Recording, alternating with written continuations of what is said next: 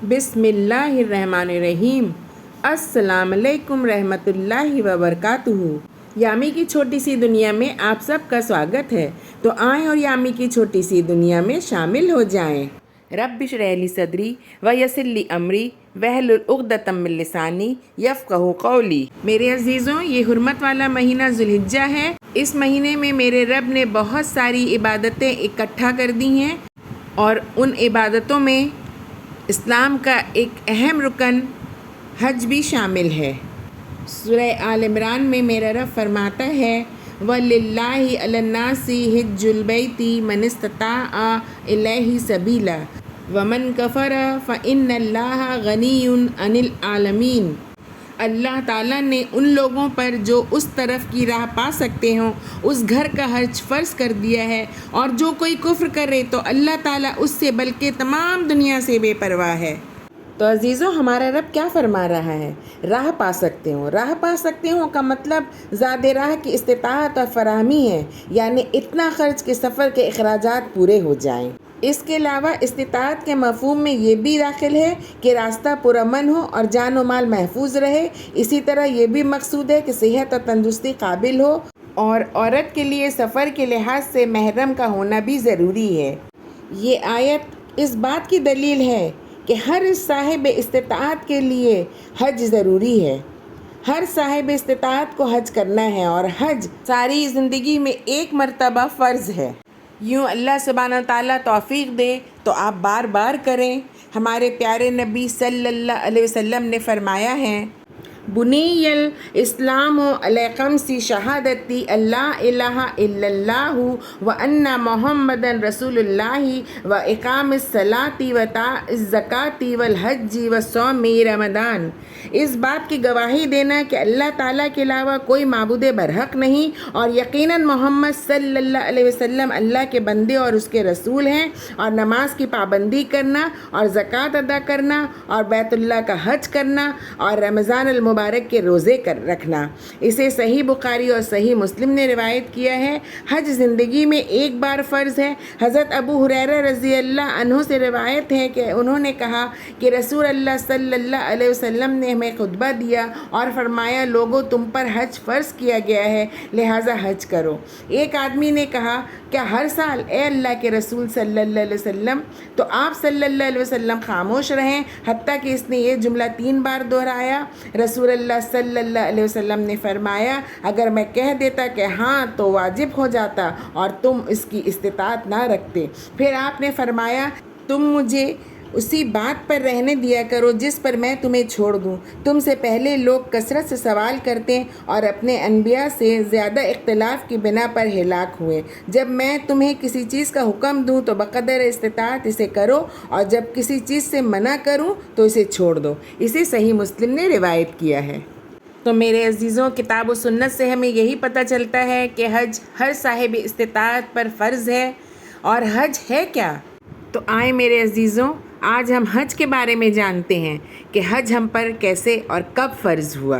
تو یاد کریں اس قربانی کو جو حضرت ابراہیم علیہ السلام نے اللہ کے حکم کے آگے سر جھکاتے ہوئے اپنے نوجوان بیٹے کو اللہ کی راہ میں قربان کرنے کا ارادہ کیا، اور حضرت اسماعیل علیہ السلام کو منہ کے بل زمین پر لٹا دیا، چھری تیز کی، آنکھوں پر پٹی باندھی، اور اس وقت تک پوری طاقت سے چھری اپنے بیٹے کے گلے پر چلاتے رہیں جب تک کہ اللہ تعالیٰ کی طرف سے یہ صدا نہ آئی اے ابراہیم، تو نے خواب سچ کر دکھایا، ہم نیک لوگوں کو ایسے ہی بدلہ دیتے ہیں۔ چنانچہ حضرت اسماعیل علیہ السلام کی جگہ جنت سے ایک میڑا بھیج دیا گیا جسے حضرت ابراہیم علیہ السلام نے ذبح کر دیا۔ اپنے جگر گوشے کو اپنے ہی ہاتھوں اللہ تعالیٰ کی محبت میں قربان کرنے کا عمل بارگاہ رب العزت میں اس قدر باعث عز و شرف ٹھہرا کہ رہتی دنیا تک اہل ایمان کو خواہ وہ مینا میں ہوں یا مینا سے باہر، مشرق میں ہوں یا مغرب میں، یہ حکم دے دیا گیا کہ وہ ہر سال جذبہ ابراہیمی کے ساتھ ایک جانور ذبح کر کے اس عظیم الشان واقعے کی یاد تازہ کیا کریں۔ اس انوکھے اور عجیب و غریب امتحان میں کامیابی کے بعد اللہ تعالیٰ نے حضرت ابراہیم علیہ السلام کو ایک بہت بڑے اعزاز سے نوازنے کا فیصلہ فرمایا، حکم دیا کہ دنیا میں میرے لیے ایک گھر تعمیر کرو۔ تو حضرت ابراہیم اور حضرت اسماعیل علیہ السلام نے مل کر خانہ کعبہ کی تعمیر کی۔ اور آپ دونوں باپ بیٹے جب بیت اللہ کی تعمیر کر رہے تھے تو یہ دعا پڑھ رہے تھے، ربنا تقبل منا انکا انت السمیع العلیم، اے ہمارے پروردگار ہم سے ہماری یہ خدمت قبول فرما، تو سب کی سننے والا اور سب کچھ جاننے والا ہے۔ اور جب بیت اللہ شریف کی تعمیر مکمل ہو گئی تو اللہ تعالیٰ نے حضرت ابراہیم علیہ السلام کو حکم دیا، لوگوں میں حج کے لیے اعلان کر دو۔ حضرت ابراہیم علیہ السلام نے عرض کیا کہ اس بے آباد ویرانے سے باہر آبادیوں تک میری آواز کیسے پہنچے گی؟ اللہ تعالیٰ نے فرمایا، اعلان کرنا تمہارا کام ہے اور اسے لوگوں تک پہنچانا ہمارا کام ہے۔ چنانچہ اللہ تعالیٰ نے حضرت ابراہیم علیہ السلام کا یہ اعلان نہ صرف اس وقت کے زندہ انسانوں تک پہنچا دیا بلکہ عالم ارواح میں تمام روحوں تک بھی یہ آواز پہنچا دی گئی۔ جس خوش نصیب کی قسمت میں بیت اللہ شریف کی زیارت لکھی تھی اس نے حضرت ابراہیم علیہ السلام کے اعلان کے جواب میں لبیک کہی۔ حج کے تلبیہ کی اصل بنیاد حضرت ابراہیم علیہ السلام کے اسی اعلان کا جواب ہے، لبیک اللہم لبیک لبیک لا شریک لک لبیک ان الحمد والنعمت لک والملک لا شریک لک۔ اور آج تک جب حج کا زمانہ آتا ہے اور جب حاجی حج کے لیے جاتے ہیں تو مینا و عرفات حاجیوں کی اس لبیک کی آواز سے گونجتی رہتی ہے۔ 8 ہجری میں آپ صلی اللہ علیہ وسلم نے مکہ فتح کیا تو بیت اللہ شریف کو تمام بتوں اور تصویروں سے پاک کیا، اور 9 ہجری میں حج فرض ہوا تو آپ صلی اللہ علیہ وسلم نے حضرت ابوبکر صدیق رضی اللہ عنہ کو امیر الحجاج بنا کر بھیجا اور فریضہ حج اسلامی کی شریعت کے مطابق ادا کیا گیا۔ 10 ہجری میں رسول اکرم صلی اللہ علیہ وسلم نے 1,24,000 یا 40,000 جان نثار صحابہ کرام رضی اللہ عنہم کے ساتھ حیات طیبہ کا پہلا اور آخری حج حجۃ الوداع ادا فرمایا۔ اس طرح حج فرض ہوا، اور بلا شبہ حج ایک کثیر المقاصد اور کثیر الفوائد عبادت ہے، اور اللہ سبحانہ تعالیٰ نے قرآن مجید میں اس حقیقت کا اظہار ان الفاظ میں فرمایا ہے، لِيَشْهَدُوا مَنَافِعَ لَهُمْ، یعنی لوگ یہاں آئیں اور آ کر دیکھیں کہ حج میں ان کے لیے کیسے کیسے دینی اور دنیاوی فوائد ہیں۔ ذرا غور فرمائیں عزیزوں، حجاج کرام کا گھر بار، اہل و عیال اور اپنی تمام مصروفیتیں چھوڑ کر اللہ کے گھر کی زیارت کے لیے طویل سفر پر نکل کھڑے ہونا، رجوع اللہ اور توکل اللہ کی ایک خاص کیفیت انسان کے اندر پیدا کر دیتا ہے۔ دوران سفر خالص اللہ کی رضا کے لیے ہر قسم کی تکلیف اور پریشانی برداشت کرنا یقیناً تزکیہ نفس کا باعث بنتا ہے۔ دنیا کے مختلف حصوں میں رہنے والے، مختلف زبانیں بولنے والے، مختلف لباس پہننے والے، مختلف رنگوں اور مختلف نسلوں سے تعلق رکھنے والے لوگوں کا ایک ہی مرکز پر پہنچنے کے لیے چل پڑنا، میقات پر پہنچ کر اپنے قومی لباس اتار کر ایک ہی طرز کا سادہ سا فقیرانہ لباس پہن لینا، مساوات کی ایک ایسی تعلیم دیتا ہے جس کی مثال دنیا کے کسی دوسرے مذہب میں نہیں ملتی۔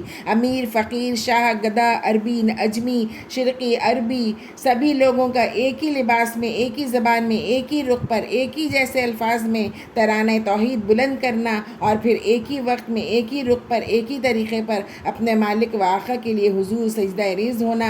زبان، رنگ، نسل اور وطن وغیرہ کے نام پر بنائی ہوئی قوموں کی خود تراشیدہ بتوں کو توڑ پھوڑ کر بس ایک ہی قوم رسول ہاشمی بننے کا درس دیتا ہے، ایک ہی رنگ یعنی اللہ کا رنگ اختیار کرنے کی تعلیم دیتا ہے۔ حرم میں داخل ہونے کی پابندیاں، احرام کی پابندیاں، آپس میں ایک دوسروں کے ساتھ امن و سلامتی اور عزت و احترام کے ساتھ زندگی بسر کرنے کا سلیقہ سکھاتی ہے۔ غور کیجئے تو محسوس یہ ہوگا کہ اسلامی تعلیمات کا کوئی ایسا گوشہ باقی نہیں بچتا جس کی تعلیم دوران حج بلا واسطہ یا بالواسطہ نہ دی گئی ہو۔ اتفاق اور اتحاد کی تعلیم، قربانی و اثار اور یکجہتی کی تعلیم، نظم و ضبط کی تعلیم، دعوت و جہاد کی تعلیم، یکسوئی اور یکجہتی کی تعلیم، مساوات اور مواقعات کی تعلیم، امن و سلامتی کی تعلیم، وحدت ملت کی تعلیم، رجوع اللہ کی تعلیم، اتباع سنت کی تعلیم اور عقیدہ توحید کی تعلیم۔ حج مبرور ادا کرنے والا جنتی ہے۔ رسول اللہ صلی اللہ علیہ وسلم نے فرمایا ہے، عمرہ ان تمام گناہوں کا کفارہ ہے جو موجودہ اور گزشتہ عمرہ کے درمیان سرزد ہوئے ہوں، اور حج مبرور کا بدلہ تو جنت ہی ہے۔ اسے بخاری اور مسلم نے روایت کیا ہے۔ سنت کے مطابق حج ادا کرنے سے گزشتہ تمام گناہ معاف ہو جاتے ہیں۔ رسول اللہ صلی اللہ علیہ وسلم نے فرمایا ہے کہ جس نے اللہ تعالیٰ کی رضا کے لیے حج کیا اور اس دوران کوئی بیہودہ بات یا گناہ نہ کیا، وہ حج کر کے اس دن اس طرح گناہوں سے پاک لوٹے گا جس طرح اس کی ماں نے اسے گناہوں سے پاک جنا تھا۔ اسے بخاری نے روایت کیا ہے۔ بار بار حج عمرہ محتاجی اور فقیری دور کر دیتے ہیں۔ ہمارے پیارے نبی صلی اللہ علیہ وسلم نے فرمایا، پے در پہ حج اور عمرہ کرو، بے شک یہ دونوں فقر اور گناہوں کو اس طرح دور کر دیتے ہیں جس طرح بھٹی لوہے کی میل کچیل کو دور کر دیتی ہے۔ اسے ابن ماجہ نے روایت کیا ہے۔ اللہ پر ایمان اور جہاد کے بعد سب سے افضل عمل حج ہے۔ ہمارے پیارے نبی صلی اللہ علیہ وسلم سے سوال کیا گیا کہ کون سا عمل سب سے افضل ہے؟ آپ صلی اللہ علیہ وسلم نے فرمایا، اللہ اور اس کے رسول پر ایمان لانا۔ کہا گیا اس کے بعد آپ صلی اللہ علیہ وسلم نے فرمایا، اللہ کی راہ میں جہاد کرنا۔ کہا گیا اس کے بعد آپ صلی اللہ علیہ وسلم نے فرمایا، حج مقبول۔ اسے بخاری و مسلم نے روایت کیا ہے۔ خواتین، بوڑھے اور کمزور لوگوں کو حج کا ثواب جہاد کے برابر ملتا ہے۔ اماں عائشہ رضی اللہ عنہ سے روایت ہے کہ میں نے عرض کیا کہ یا رسول اللہ، ہمیں معلوم ہے کہ جہاد سب سے زیادہ افضل عمل ہے، کیا ہم جہاد نہ کریں؟ تو آپ صلی اللہ علیہ وسلم نے ارشاد فرمایا، نہیں، عورتوں کے لیے عمدہ ترین جہاد حج مبرور ہے۔ اسے بخاری نے روایت کیا ہے۔ حج اور عمرہ کرنے والوں کی دعائیں اللہ سبحانہ تعالیٰ قبول فرماتا ہے۔ حضرت عبداللہ بن عمر رضی اللہ عنہ نبی اکرم صلی اللہ علیہ وسلم سے روایت کرتے ہیں کہ آپ صلی اللہ علیہ وسلم نے فرمایا، غازی فی سبیل اللہ، حاجی اور عمرہ ادا کرنے والے اللہ تعالیٰ کے مہمان ہیں۔ اللہ تعالیٰ نے ان کو بلایا اور انہوں نے حکم کی تعمیل کی، پھر انہوں نے اللہ سے مانگا اور اللہ نے ان کو عطا فرمایا۔ اسے ابن ماجہ نے روایت کیا ہے۔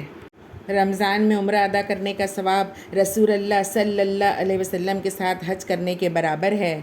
حاجی یا عمرہ کرنے والا اگر حج یا عمرہ کے ادا کرنے سے پہلے راستے ہی میں فوت ہو جائے تب بھی اسے حج یا عمرہ کا پورا ثواب ملتا ہے۔ حالت احرام میں فوت ہونے والا حاجی یا عمرہ کرنے والا قیامت کے دن تلبیہ پکارتا ہوا اٹھے گا۔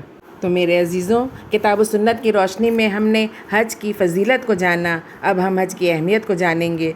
وسائل رکھنے کے باوجود حج نہ کرنے والا مسلمان نہیں ہے۔ حضرت عمر بن خطاب رضی اللہ عنہ کہتے ہیں کہ میں نے ارادہ کیا کچھ آدمیوں کو شہروں میں بھیجوں، وہ تحقیق کریں کہ جن لوگوں کو حج کی طاقت ہے اور انہوں نے حج نہیں کیا ان پر جزیہ مقرر کر دیں۔ ایسے لوگ مسلمان نہیں ہیں، ایسے لوگ مسلمان نہیں ہیں۔ حضرت علی رضی اللہ عنہ سے روایت ہے کہ انہوں نے کہا کہ جس نے قدرت کے باوجود حج نہ کیا اس کے لیے برابر ہے یہودی ہو کر مرے یا عیسائی ہو کر مرے۔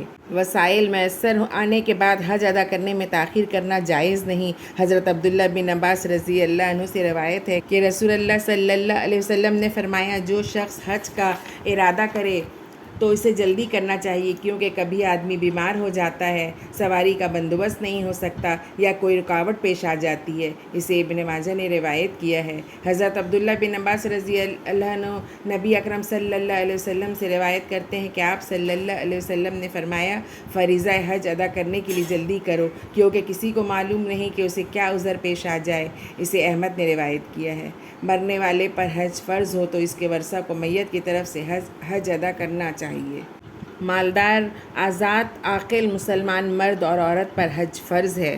تو آخر میں میرے رب سے میری یہی دعا ہے کہ اللہ سبحانہ وتعالی ہمیں کتاب و سنت پر چلنے کی توفیق عطا فرمائے، ہر اس عمل سے دور رکھے جس میں میرے رب کی ناراضگی ہو، اور ہر اس عمل کو کرنے کی توفیق عطا فرمائے جس میں میرا رب راضی ہو۔ ہمیں صحیح کہنے، صحیح سننے اور صحیح سمجھنے کی توفیق عطا فرمائے، آمین۔